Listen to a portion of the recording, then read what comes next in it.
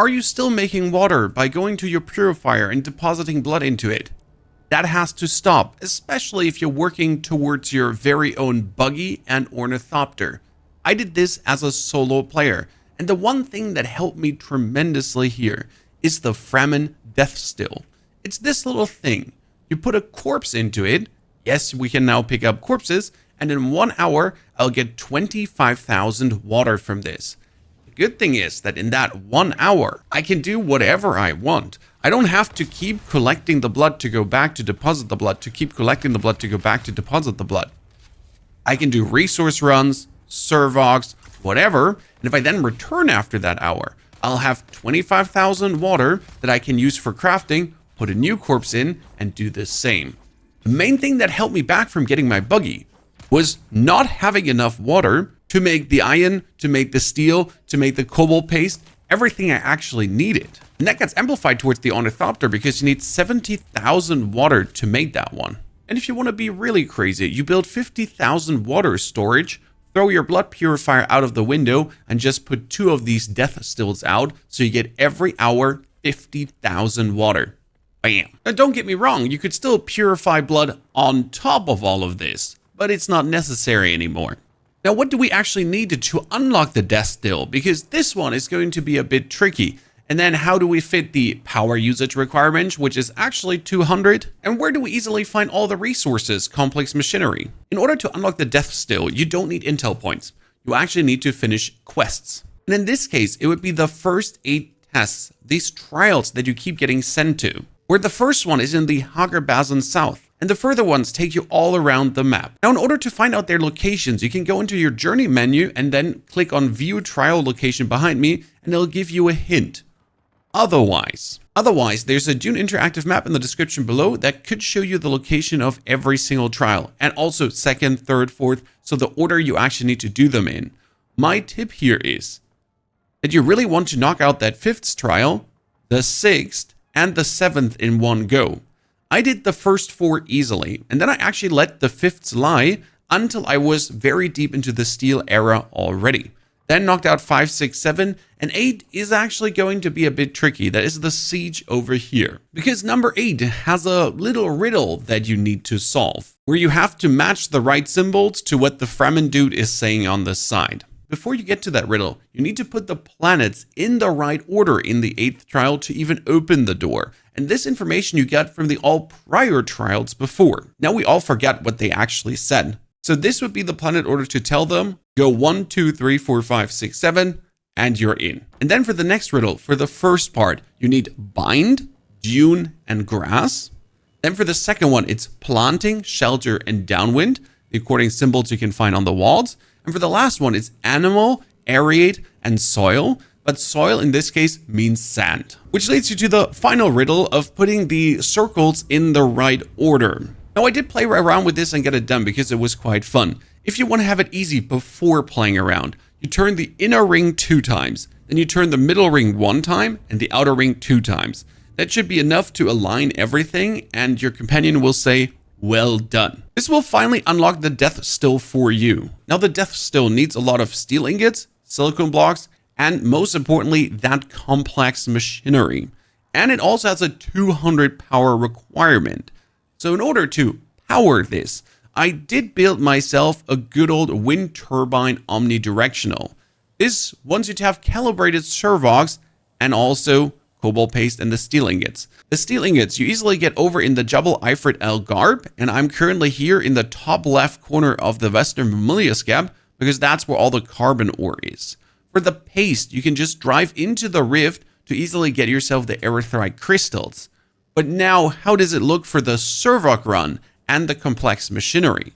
For complex machinery, I like to hit the Western Vermilius Gap, top left corner, where the wreckage here is, and we're hitting up the Northwest Ironworks 2 locations. Here we just pull our way all the way to the Tibbity-Tobbity, walk up all the ladders, and don't forget while you're doing this, while you're getting all this complex machinery, servogs, and that kind of stuff, this will also all be needed to actually make your buggy, which then afterwards allows you to farm resources like you've never done before. On your way up, you interact with every piece of machinery as that has the complex machinery in it. And in the room at the tippity top, you have even more machinery that you can claim.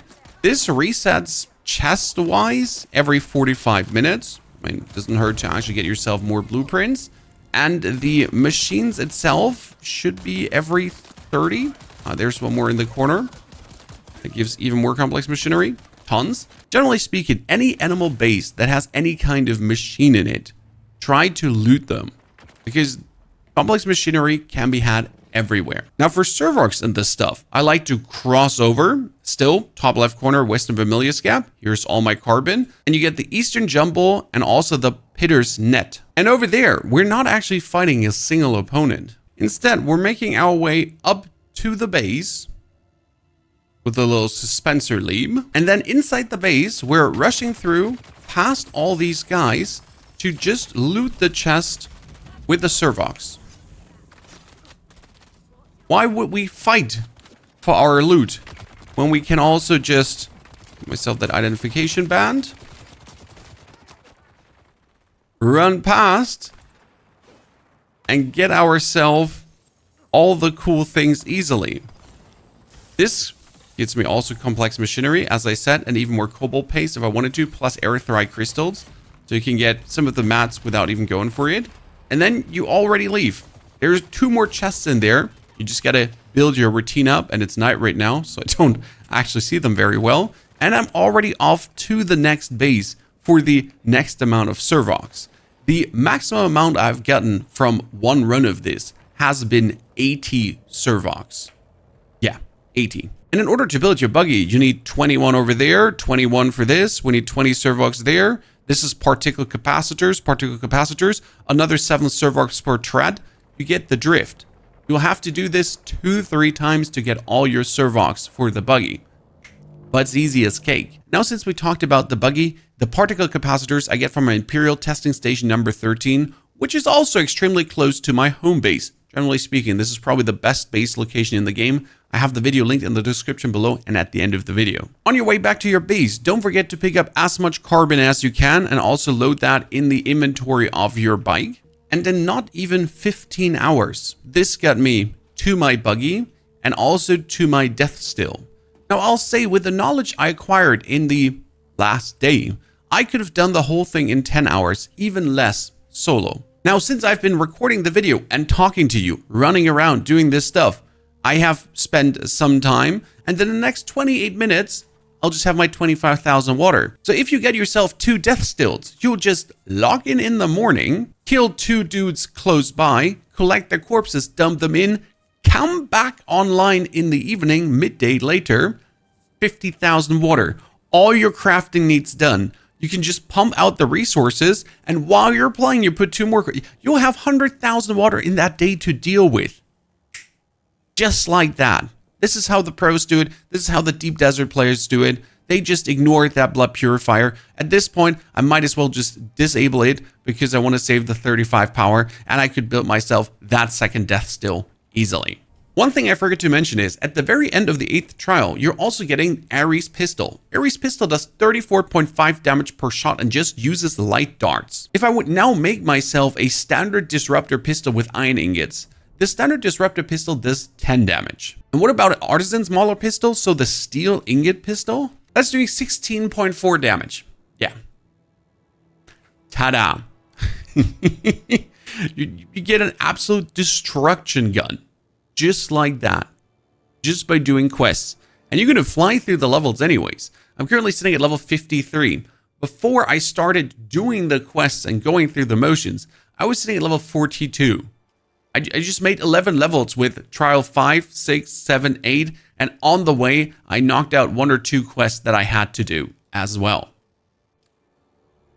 Ta-da. If you now want to see the best base location or items you absolutely cannot miss because it makes your bike the fastest on Arrakis, enjoy and have a fantastic good day.